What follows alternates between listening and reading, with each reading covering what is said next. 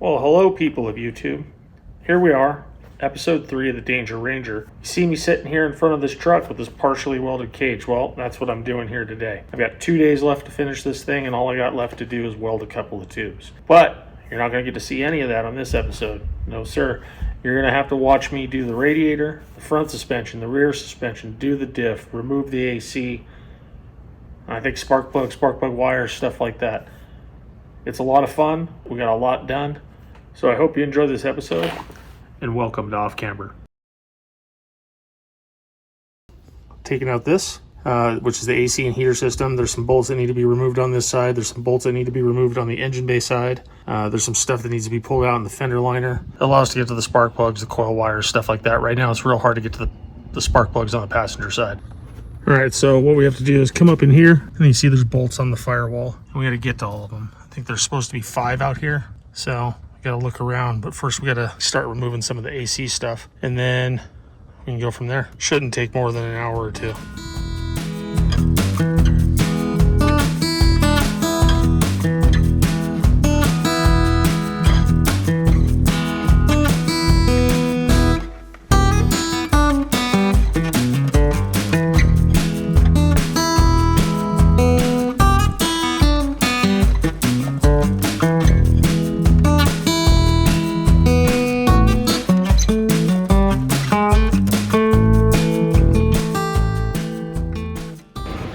So I've been working on taking out all the HVAC stuff. I got it all, right? But there's one bolt or one nut. I had to take the fender liner out for it, but that also means that the motor mounts are more accessible. Spark plugs are going to be more accessible. Sway bar end lengths, all the stuff that I need to change, all the control arm bushings, everything like that, all the stuff that I've got. Well, looks like it's a lot more accessible now. Alright, so today we're going to pull the radiator. We've already got all the AC stuff out.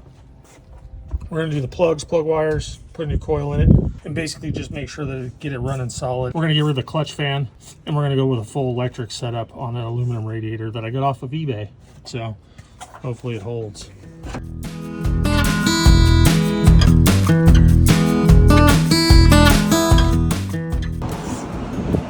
Alright, so right here you can see we got the radiator and the AC condenser out. We're going to get a little screen, like a mesh screen. We're going to put it over this opening. Not anything that's going to block airflow, but we're going to put a little screen on there. It's going to hopefully stop any projectiles.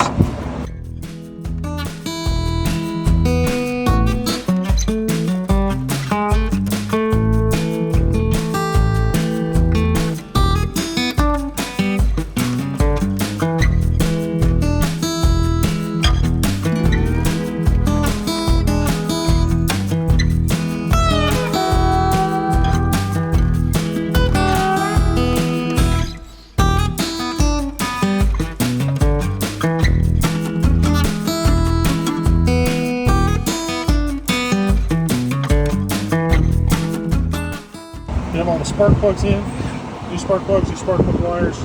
We're getting ready to change over coil pack, and then basically that should, once we get the new radiator in, that should finish up the engine for the day. Then we'll start on the suspension. Here is our eBay radiator from Cooling and Radiator Specialist. It's got a fan. I mean, looks like a nice setup, honestly. It doesn't leak, it works. It's the best money I spent. Damn. So this thing just fell right in. Fittings went on, dropped down into the mounts. All of the stuff for the trans-cooler stuff went on. I mean, everything just fits.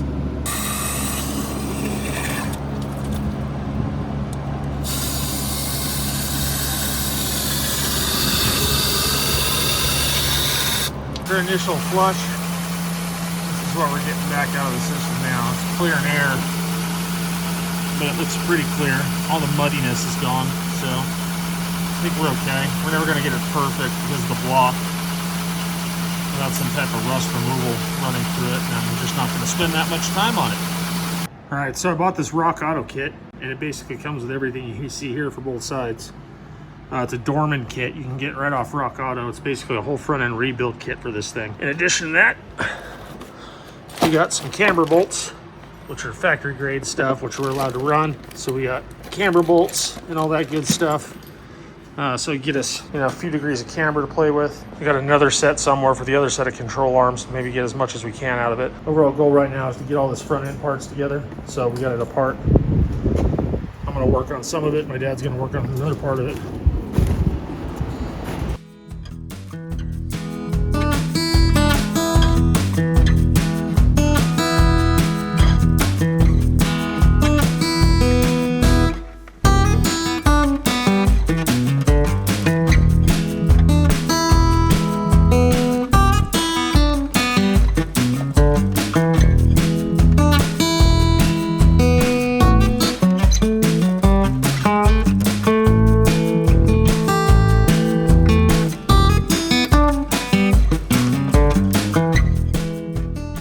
Because it's such a serious race, is that I went ahead and marked the spring with a yellow line. I don't know if that's going to be too low or if it's going to be too high. There's also another yellow line here, but that's like a safe line. I feel like I have to go more low, and so I feel like that's how you do that. So we're going to cut that. All right, so we got the new shocks in, we got the new springs, new sway bar end links. Everything's dialed in, ready to go. All this stuff, none of it needed changing. We probably will put the camber bolts in there, but someone used all of the impact wrench to put it on, so we can't get it off here. I'm gonna have to have it done at a alignment shop. Oh, it's definitely lower. Oh yeah, I think we should have measured it first, but it's much lower. 2 inches maybe.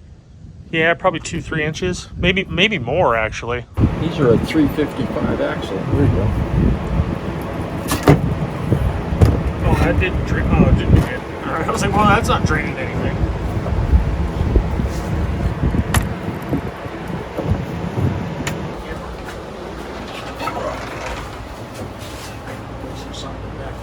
Just set it in front of the truck. Look, this bed's brand new. What? This bed's like brand new. I mean, this is basically a new car. All right, now we get a tailgate and get the bed off.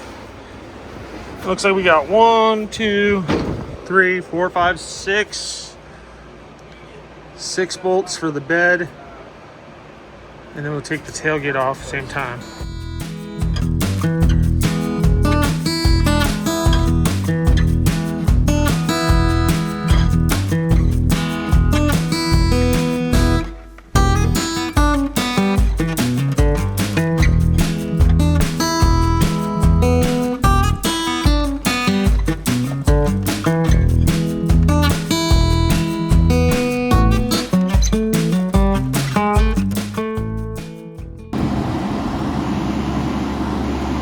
Look everyone, it's a shiny new fuel pump.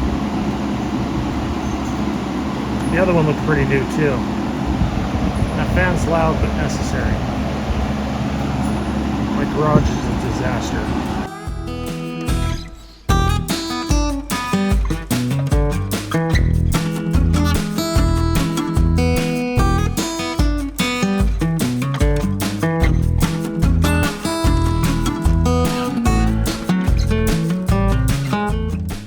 So next thing we got to do is flip these shackles. So I took the bed off to make it easy to get to the rear end. Change the fuel pump. We're waiting on a couple of fuel lines because there is a crack right there in the fitting, as you can see right here, and it just pumps fuel right out of there. So I got some fittings coming from Rock Auto that we're waiting on, and we are changing the rear diff out to a limited slip. I got that out right now. We're going to switch the ring gear onto the new limited slip from the open diff, and then we'll slap that thing back in there, and that will be it for all the mechanical work.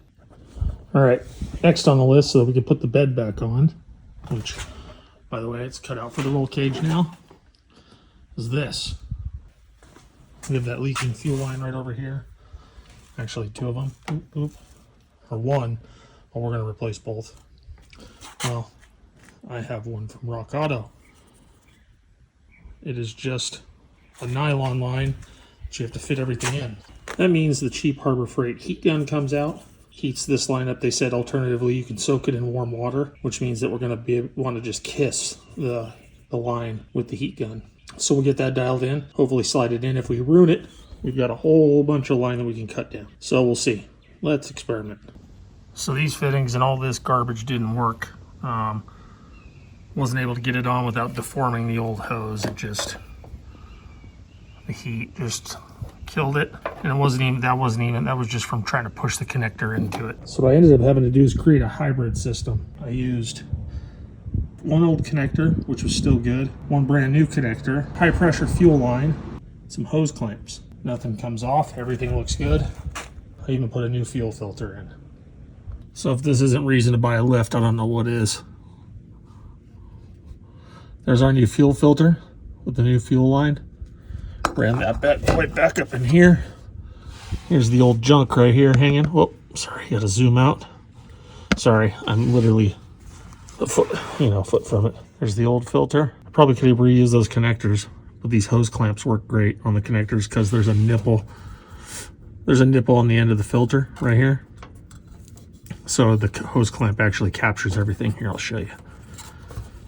See, you got a little nipple. The old fuel line worked great up front. Came out real nice and easy. And we are in business with a new fuel filter and a new fuel pump. Hopefully that fixes the weird problem. Well, that'll about do it for this episode. We got the cooling system done. We got the suspension done. We got a lot of stuff buttoned up and ready to go. The truck's actually sitting right there right now. We're gonna get ready to put this thing on a trailer today, and we're leaving out of here tomorrow to Florida. You guys will see that episode next week. But thanks for coming. Hope you enjoyed your time here. Hope you enjoyed watching the episode. If you have any suggestions, make them down in the comments. Remember to like, comment, and subscribe. We'll see you next week on Off Camera. Thanks.